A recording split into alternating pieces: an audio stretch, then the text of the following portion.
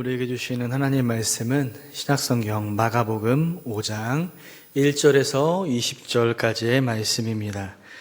신약성경 40쪽 마가복음 5장 1절에서 20절까지의 말씀입니다.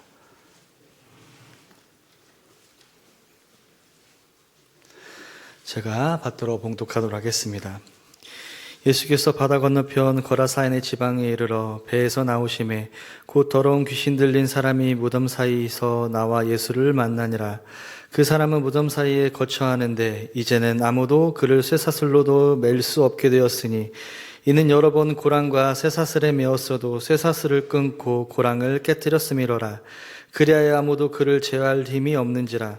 밤낮 무덤 사이에서나 산에서나 늘 소리 지르며 돌로 자기 몸을 해치고 있었더라. 그가 멀리서 예수를 보고 달려와 절하며 큰 소리로 부르짖어 이르되 지극히 높으신 하나님의 아들 예수여, 나와 당신이 무슨 상관이 있나이까? 원하건대 하나님 앞에 맹세하고 나를 괴롭히지 마옵소서 하니, 이는 예수께서 이미 그에게 이르시기를 더러운 귀신아 그 사람에게서 나오라 하셨음이라. 이에 물으시되 내 이름이 무엇이냐? 이르되 내 이름은 군대니 우리가 많음이니이다 하고 자기를 그 지방에서 내보내지 마시기를 간구하더니 마침 거기 돼지의 큰 떼가 산 곁에서 먹고 있는지라. 이에 간구하여 이르되 우리를 돼지에게로 보내어 들어가게 하소서 하니 허락하신대 더러운 귀신들이 나와서 돼지에게로 들어가매 거의 2,000마리 되는 떼가 바다를 향하여 비탈로 내리다라 바다에서 몰사하거늘 치던 자들이 도망하여 읍내와 여러 마을에 말하니 사람들이 어떻게 되었는지를 보러 와서 예수께 이르러 그 귀신 들렸던 자 곧 군두귀신 집혔던 자가 옷을 입고 정신이 온전하여 앉은 것을 보고 두려워하더라. 이에 귀신 들렸던 자가 당한 것과 돼지의 일을 본 자들이 그들에게 알림해 그들이 예수께 그 지방에서 떠나시기를 간구하더라. 예수께서 배에 오르실 때에 귀신 들렸던 사람이 함께 있기를 간구하였으나 허락하지 아니하시고 그에게 이르시되 집으로 돌아가 주께서 내게 어떻게 큰 일을 행하사 너를 불쌍히 여기시는 것을 내 가족에게 알리라 하시니 그가 가서 예수께서 자기에게 어떻게 큰 일을 행하셨는지를 데가볼리에 전파하니 모든 사람이 놀랍게 여기더라. 네. 사랑하는 우리 성도 여러분, 우리 성도님들은 어떤 것을 지금 붙잡고 살아가고 계신가요? 우리들에게는 반드시 붙잡아야 될 것과 붙잡지 말아야 될 것이 있습니다. 붙잡지 말아야 될 것을 우리가 생각해 보면, 제가 이제 영국의 작가 윌리엄 제이콥스가 쓴 원숭이 손이라는 그런 이야기를 예로 들려고 하는데요. 이미 아시는 분들이 있겠지만 다시 한번 설명드리면, 어느 날 한 남자가 이 원숭이 손을, 3가지 손을 들어준다고는 원숭이 손을 얻게 되었습니다.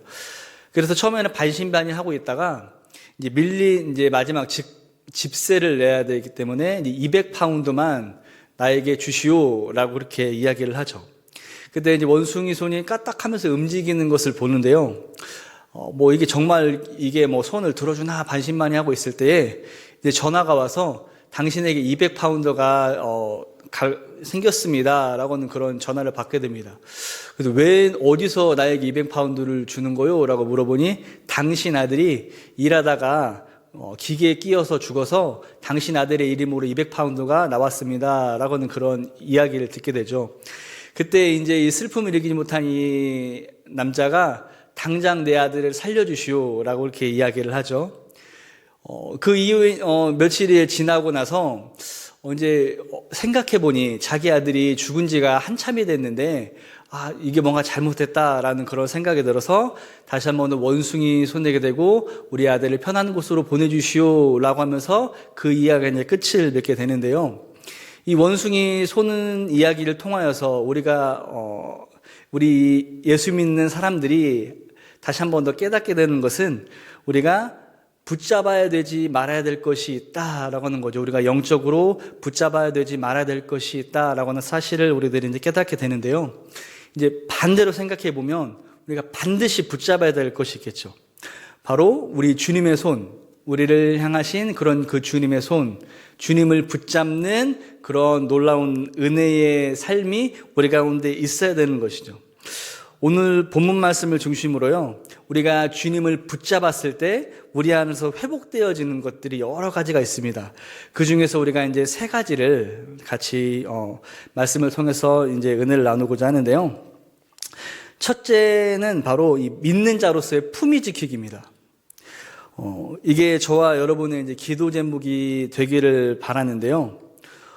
생각해보면 어떤 사람이 품위 있는 인생으로 사는 걸 싫어하겠습니까만 중요한 것은 어떻게 해야 이것이 가능하냐라는 것이죠. 그래서 이런 질문을 가지고 본문을 묵상하다 보면 우리가 본문 8절 말씀을 통해서 발견할 수 있는 게 있는데요. 오늘 본문 8절입니다. 이는 예수께서 이미 그에게 이르시기를 더러운 귀신아 그 사람에게서 나오라 라고 말씀을 하셨습니다. 이게 바로 품위를 지키는 비결입니다. 더러운 귀신아 그 사람에게서 나오라. 우리 주님께서 말씀을 하시죠. 이게 영향력의 문제입니다. 더러운 귀신의 다스림 안에 있으면, 더러운 귀신의 영역 안에 있으면 우리의 삶의 모습이 그러한 모습으로 살아갈 수밖에 없는 거죠. 여러분이 잘 아시는 예배소서 2장 2절에서 3절 말씀을 보면 이렇게 말씀을 하십니다. 그때 너희는 그 가운데 이 세상 풍조를 따르고 이 세상 권세, 공중의 권세 잡은 자를 따랐으니 곧 지금 불순종의 아들들 가운데서 역사하는 영이라. 전에는 우리도 다 그 가운데서 우리의 육체의 욕심을 따라 지내며 육체의 마음에 원하는 것을 하여 다른 이들과 같이 본질상 진노의 자녀였더니 라고 말씀을 하시죠. 여기서 나오는 그런 진노의 자녀라는 그런 표현이 뭘 강조하기 위해서 우리 주님께서 진노의 자녀라고 말씀을 하셨을까요?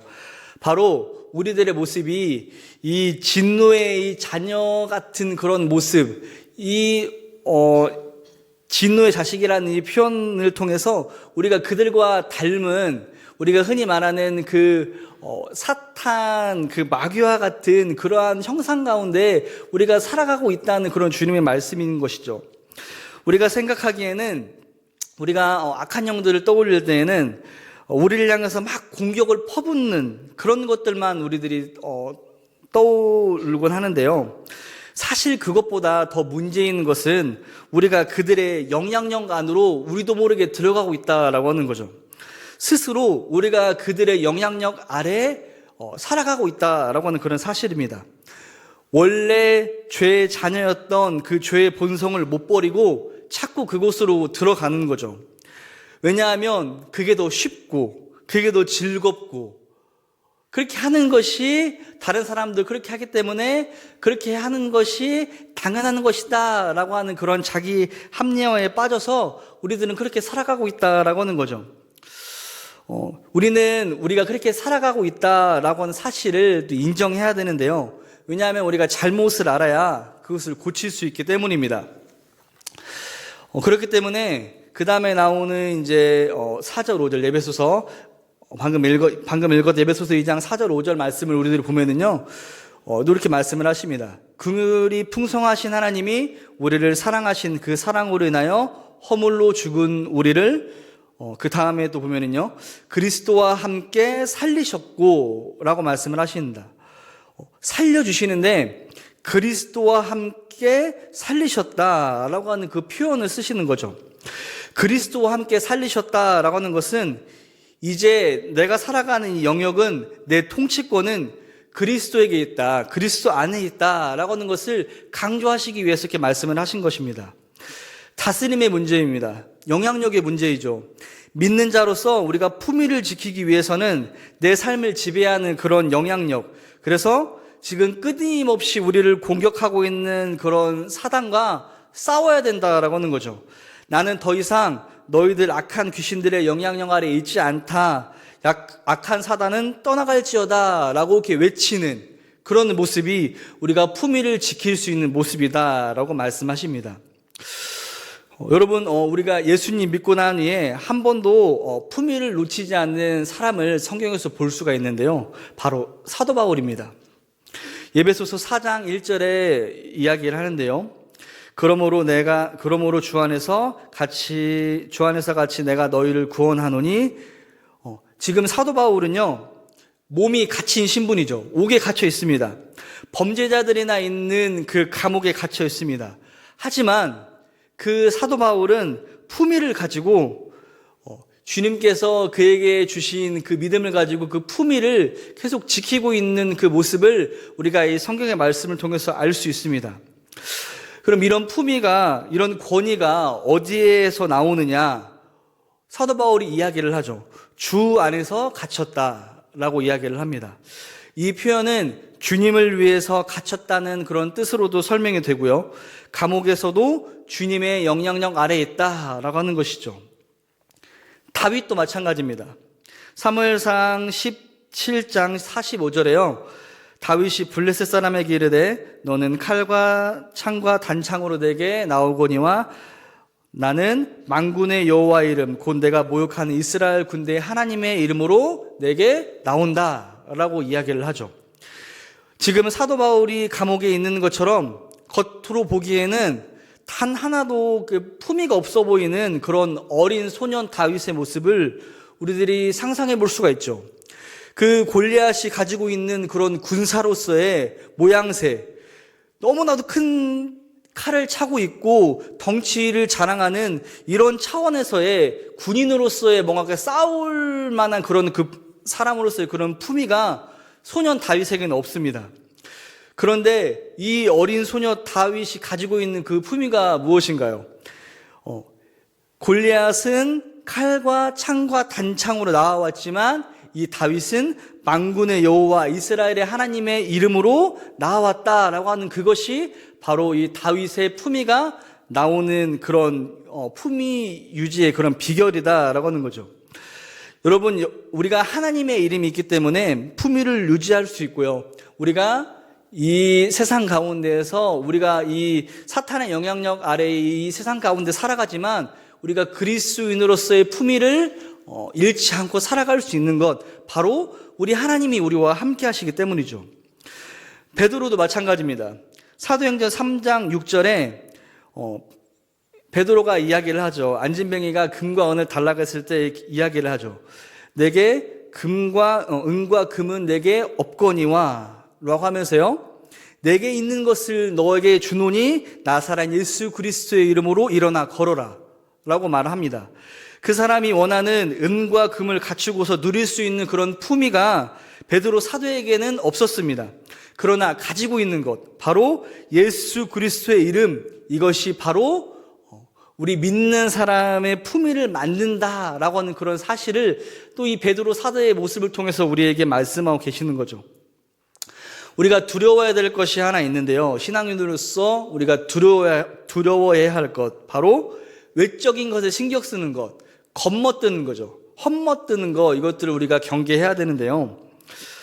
우리가 자녀들에게 부모님이 그런 외적인 모습, 겉으로 드러나는 그런 모습을 가지고 품위를 유지할 수 없습니다.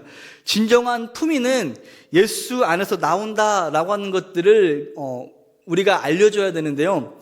우리들이 이 안에서도, 우리 이 가정 안에서도 우리가 이 외적인 것에 너무나도 신경을 써서 그것으로 이렇게 품위를 유지하려고 하는 그런 우리들의 모습을 우리들이 쉽게 찾아볼 수가 있죠.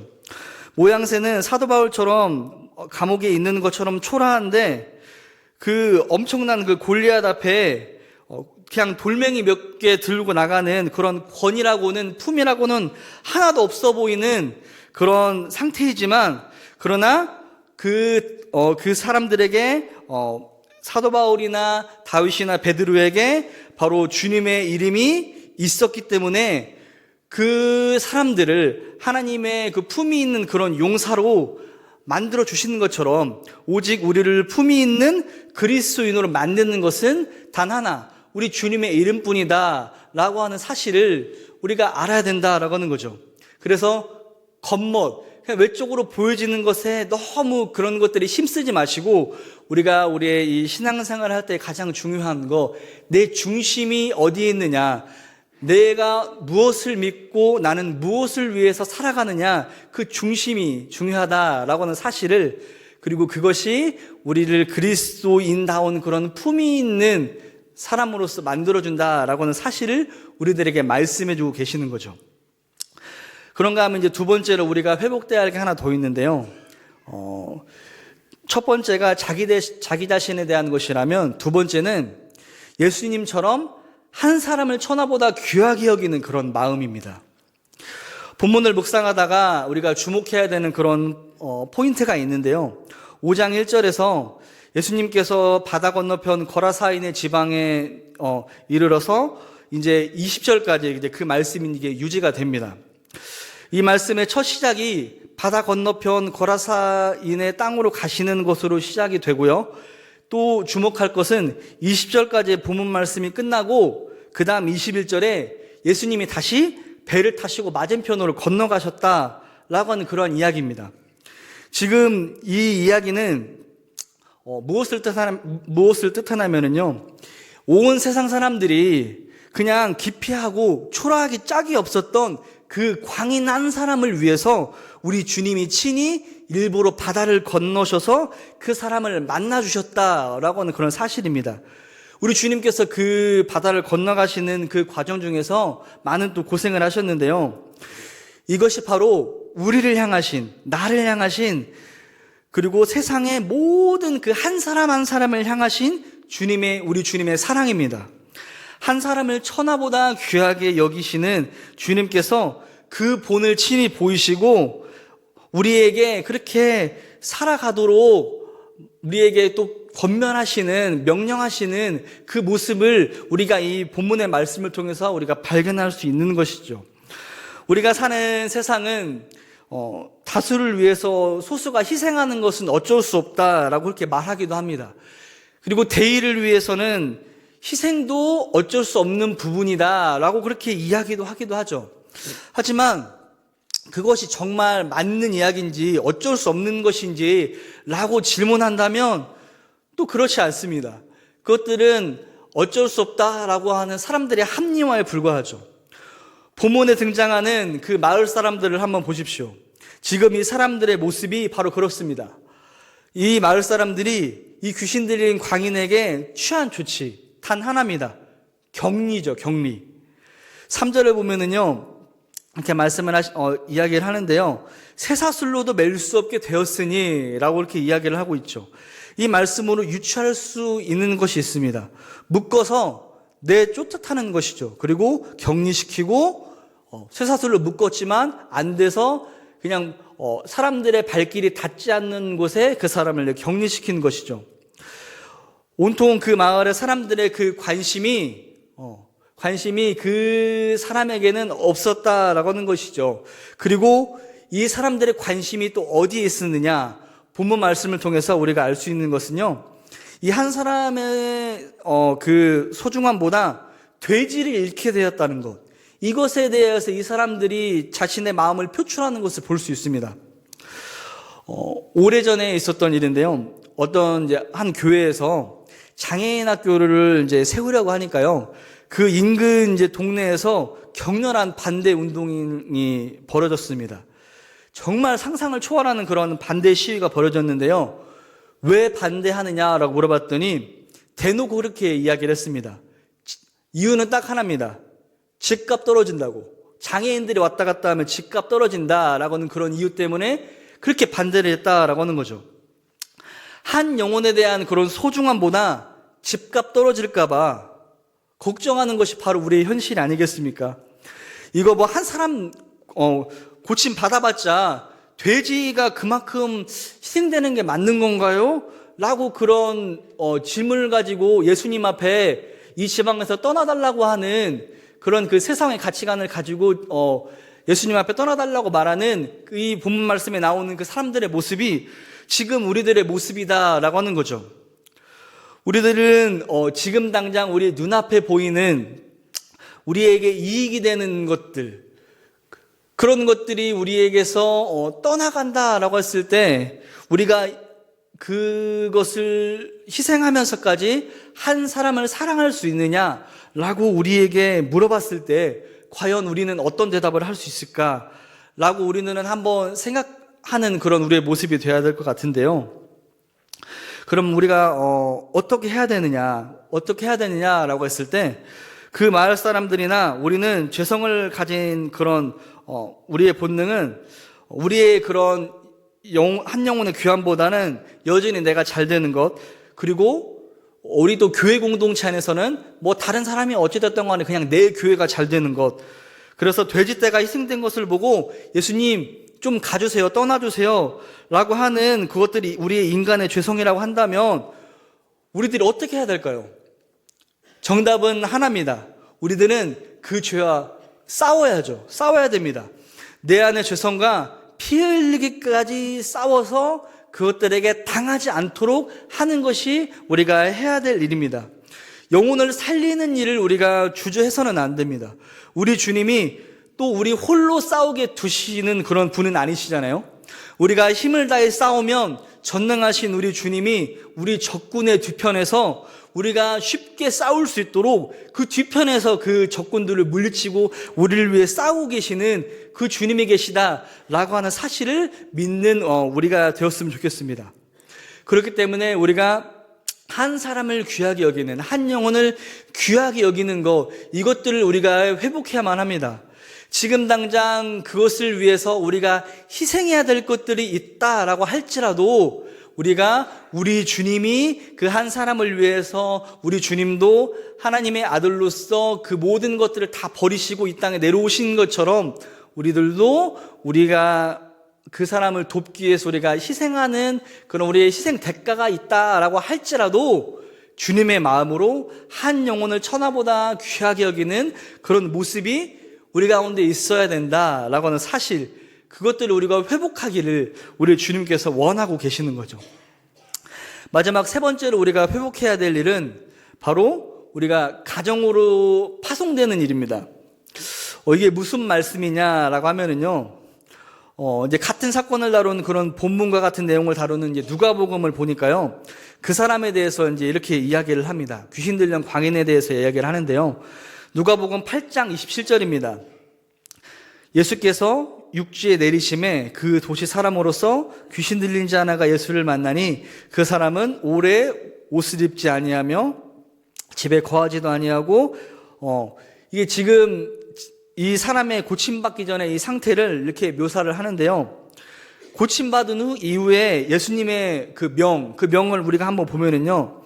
본문 이제 오늘 본문 이제 18절에도 기록되어 있는데요. 예수께서 배에 오르실 때에 귀신 들렸던 사람이 함께 하기를 강구하였으나 허락하지 아니하시고 그에게 이르시되 집으로 돌아가서 주님이 행하신 것을 고하라 라고 말씀을 하십니다. 그리고 또 이제 20절에는 뭐라고 기록되어 있냐면요. 그가 가서 예수께서 자기에게 어떻게 큰 일을 행하셨는지를 전파하니 모든 사람이 놀랍게 여기더라. 여기서 이제 두 가지 굉장히 중요한 포인트를 우리가 찾아낼 수 있는데요. 첫 번째 포인트, 주님의 파송을 받아야 된다라고 하는 거죠. 우리가 우리의 삶의 모습 속 가운데에서 우리가 고침을 받았습니다. 은혜 받았습니다. 그래서 내가 잘 먹고 잘 살았습니다. 이것이 복음이 아니다라고 하는 거죠. 은혜를 받았다면, 고침을 받았다면 주님의 파송을 받아야 된다라고 하는 그런 이야기입니다. 마가복음 7장에 보면은요, 예수님이 다시 이제 데가볼리 지역을 이제 다시 방문하시는 그런 내용이 나오는데요. 마가복음 7장 31절에서 32절 말씀에 예수님이 그 지역을 통과하실 때에 귀먹은 사람, 어눌한 자, 이런 사람들을 데리고 나와서 예수님께 안수하여 주기를 간구하는 그 사람들의 모습이 나옵니다. 오늘 본문에서는 분명 주님이 좀 떠나가 주세요라고 했던 그 사람들이 태도가 180도 바뀌어서 주님 앞에 고침을 이제 간구하는 그런 모습을 보이는 거죠. 왜냐하면 고침받았던 그 광인이 20절 말씀에 나오는 대로 데가볼리 지역에 전파했기 때문입니다. 다시 한번 말씀드립니다. 은혜 받으셨나요? 고침 받으셨습니까? 주님의 파송을 받아야 합니다. 그리고 첫 번째라면, 두 번째 메시지가 이제 뭐냐 하면은요, 파송을 받아야 되는데, 그러면 우리가 어디로 가도록 파송을 받아야 될까요?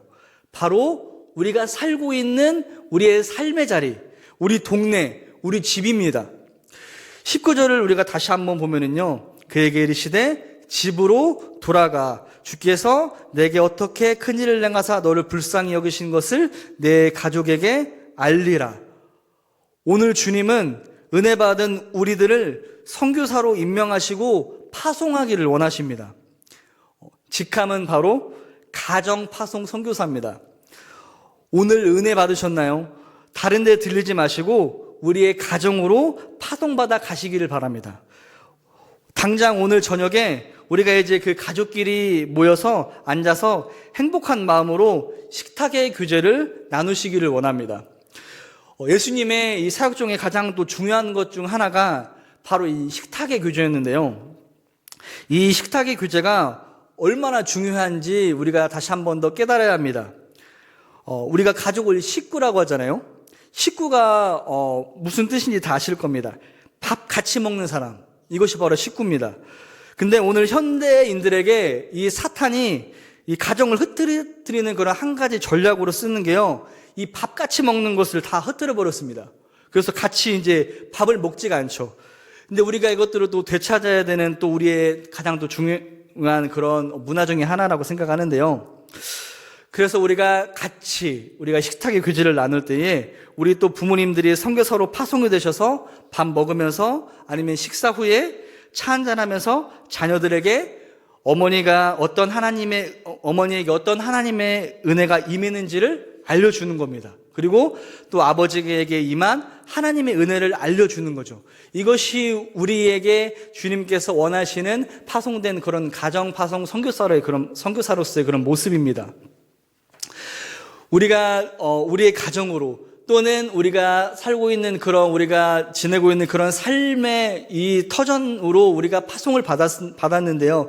우리가 그 안에서 우리가 파송받은 우리가 반드시 우리가 받은 그 은혜를 전하는 그런 우리들의 모습이 되어야 되겠죠. 그런 우리가 되었을 때에 주님께서 우리의 그 작은 그 노력을 통해서 놀라운 그런 주님의 은혜를 행하시는 그 일들을 아마 우리가 목도할 수 있을 것 같아요. 결론을 이렇게 맺기를 원합니다. 우리가 이 세 가지를 위해서 또 기도했으면 좋겠는데요.